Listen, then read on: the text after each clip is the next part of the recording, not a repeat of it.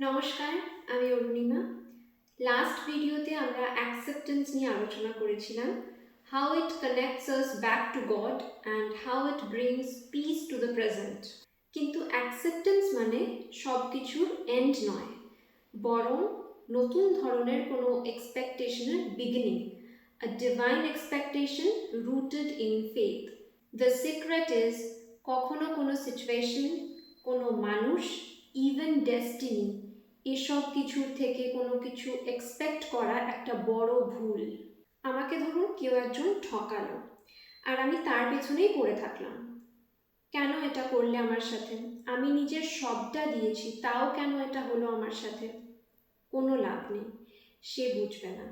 আপনি হাজার চেষ্টা করলেও তাকে ফিরিয়ে আনতে পারবেন না। আপনার ভালোবাসার দাম সে দেবে না। তাই মানুষের থেকে এক্সপেকটেশন রাখা বন্ধ করুন। মানুষের থেকে এক্সপেকটেশন রাখলে দুঃখ, কষ্ট এসব ছাড়া আর কিচ্ছু পাবেন না। এক্সপেকটেশন আমরা রাখবো শুধুমাত্র আমাদের নিজেদের প্রতি, আমাদের প্রার্থনার প্রতি এবং ঈশ্বরের প্রতি। আমরা যখন নিজেদের থেকে কিছু এক্সপেক্ট করব, তখন আমরা নিজেদের 100% দেব, ফুল ডেডিকেশন আর হার্ডওয়ার্কের সাথে সেই কাজটা করব।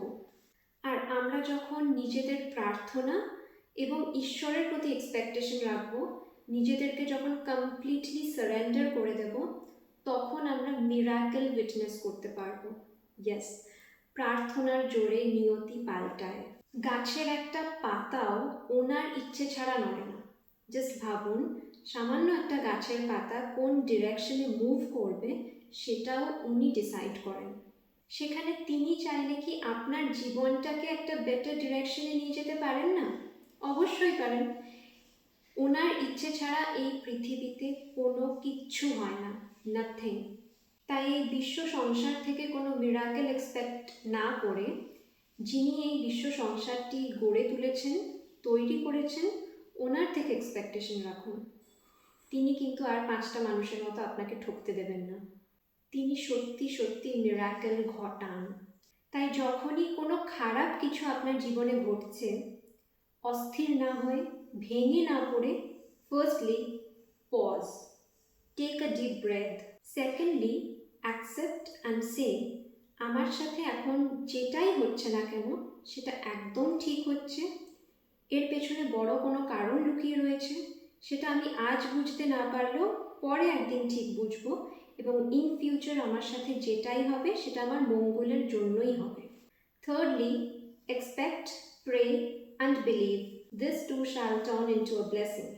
দিন যখন আছে, রাত আসবেই, আর সেই অন্ধকারকে মেটাতে ভোরের আলো ফুটবেই ফুটবে।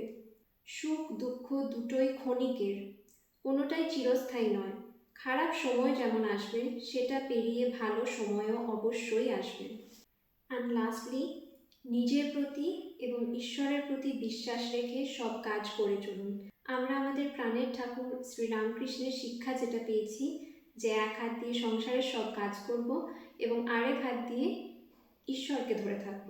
প্রতিটা স্টেপ আমরা যেটা ফেলব ওনাকে সাথে নিয়ে, প্রতিটা মুহূর্তে যেন ঈশ্বর আমাদের মনের মধ্যে থাকেন।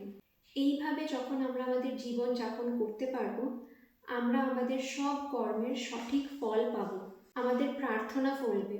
কারণ আবারও বলছি, প্রার্থনার জোর অনেক, অনেক ক্ষমতা, যে কোনো অসম্ভব কিছুকে সম্ভব করতে পারে।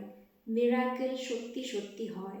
এভাবেই অ্যাকসেপ্টেন্স আর এক্সপেকটেশন একে অপরকে সুন্দরভাবে ব্যালেন্স করে প্যারালেলি চলে।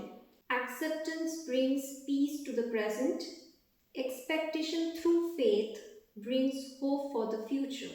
Together they form the perfect rhythm of spiritual living. ঈশ্বর কখনোই আরও ভালো কিছু, আরও বেটার কিছু প্রিপেয়ার না করে রেখে ছিনিয়ে নেন না। ওনার প্ল্যানসগুলো আমাদের সমস্ত পরিকল্পনার থেকে অনেক অনেক অনেক অনেক ভালো। বিশ্বাস রাখুন, ঠকবেন না। Thank you so much for listening. May you all stay blessed, peaceful and deeply connected to the divine. Namaskar.